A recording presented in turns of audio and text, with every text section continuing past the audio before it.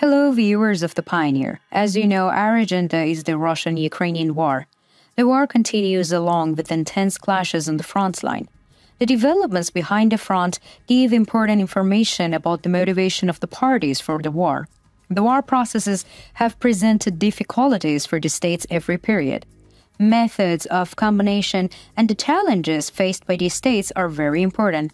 With the influence of technological developments in the globalizing world, nothing remains secret. Thanks to the developments of communications technologies, instant communications are happening very quickly. As with all the things, war has its own rules. Laws guaranteed by the international agreements have binding effects on the states. Illegalities in which states are directly or indirectly involved should be taken into account through a judicial process when the time comes. It is possible that every illegality, including the moves made by the political decision-making mechanisms to influence national politics, will be transferred to judicial routes. The nature of international politics requires this. After Russia's attempted invasion of Ukraine, the international politician mechanisms took important steps. There have been interventions to prevent the invasion of Russia and to prevent Russia from lawlessness. Acting contrary to the law and the war and international agreements, Moscow was subjected to the major sanctions and embargoes. The Kremlin has received reactions even from countries with which it acts in international politics. There have been periods when Russian politicians have turned to searching for a new alliance with the gradual loss of the powers in their hands. But the upcoming elections in Russia have pushed Russian politicians to find quick solutions. The solution of the soldiers on the front line and the strengthening of the opposition to Putin have started a difficult process for the Kremlin. The news that has emerged recently has brought Russia's illegal interventions to the war agenda. A former Russian military intelligence official has defected and announced that he will confess to the crimes committed by Russia. Cold winds blew to Moscow after the statements of the Russian confessor. If you are ready now, let's review the latest developments together. As the Pioneer, we continue to transmit the Russia-Ukraine war to you. Don't forget to subscribe to our channel and turn on notifications so as not to miss our daily map reports and reports on the agenda. I also read all the comments you made on our videos. Please continue to share your ideas about our content with us in the comments. If you are ready, let's start the Pioneer reports. According to the reports that emerged recently, a former officer of the Russian Military Intelligence Services, GRU, has defected. A defected Russian official has announced that he will testify as The Hague about the alleged war crimes committed by Russia since the beginning of the war. After the announcement, all eyes returned to Moscow. Igor Salikov, 60. Took actions after affidavits submitted to the International Criminal Court by exiled Russian dissident Vladimir Osechkin, head of the Prisoners' Rights Group and Anti-Cooperation Project. According to the affidavit submitted to the court, the official, who is seeking international protections and political asylum for himself and his family, recently crossed into the Netherlands. Osechkin shared the information that Salikov had been staying at the hotel at Schiphol Airport in Amsterdam as of the morning local time in the previous day and had been working with the special services since his arrival, he said.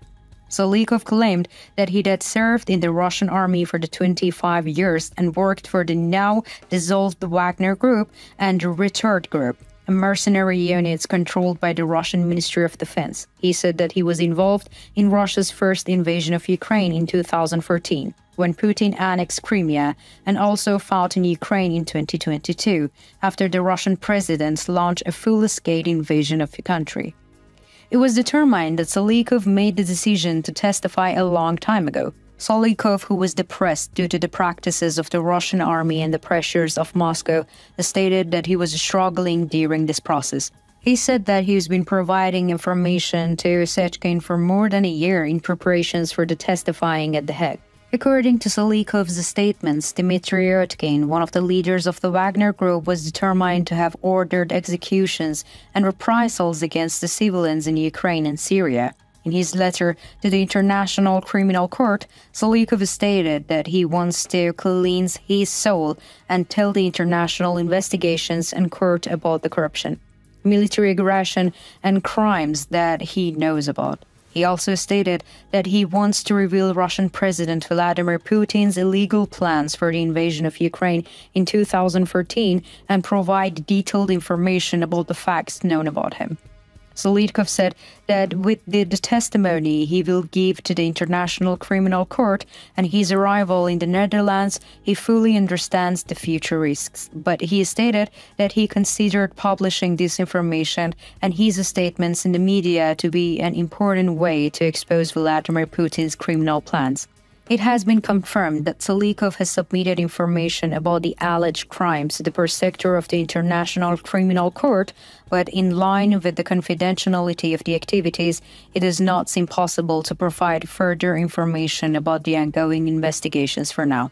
In his letter to the International Criminal Court, he said that he had witnessed the persecution of the prisoners of the war and their subsequent executions and the abduction of the children from Ukraine to Belarus by employees of the Russian Federal Security Service. Solidkov also said that he was ordered by Russia's Federal Security Service, the FSB, to shoot 5 people dead in the city of the Bucha in Ukraine's Kiev region, where dozens of civilians were allegedly massacred in March 2022. Ukrainian President Volodymyr Zelensky had said in April 2022 that Ukraine had conclusive evidence that Russia had committed a massacre in Bucha. Solidkov said in statements that in Bucha region he received orders from counterintelligence officers to shoot 5 people who were being held captive by Russia, whom the FSB introduced as the saboteurs, although they were all residents of the nearby villages. But Solidkov said that he did not comply with the orders and released the people. As a result, he said that he was subjected to a military persecution. There was no statements from the Kremlin after the news emerged. The Kremlin's protections of its silence have also led to the reactions in the international public opinion. There were many reports that Russia had been carrying out illegal practices since the first days of the war.